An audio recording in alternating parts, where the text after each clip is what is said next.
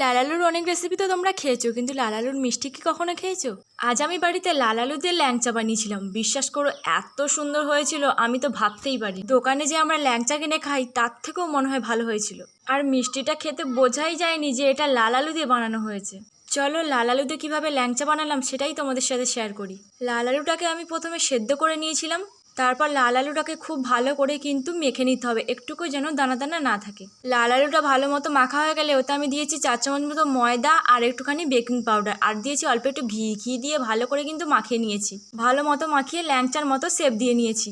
কড়াইতে জল দিয়ে তাতে দিয়েছি চিনি আর দিয়েছি এলাচ। চিনি শিরাটা তৈরি করে একটা সাইডে রেখে দিয়ে এখন ল্যাংচাগুলোকে হালকা আঁচে কিন্তু আমি ভেজে নিয়েছি। ল্যাংচাগুলো কিন্তু সব ভেজে সাথে সাথে কিন্তু চিনি শিরার মধ্যে আমি দিয়ে দেবো। বিশ্বাস করো বন্ধুরা, সব ল্যাংচাগুলো চিনি শিরাগুলো টেনে একদম ফুলে পুরো পটলের মতো হয়ে গেছিল। আমার বাড়ির সবাই তো সব ল্যাংচাগুলো খেয়ে নিয়েছিল, এই দুটোই ছিল তোমাদেরকে দেখালাম, এত নরম আর রসালো হয়েছিল।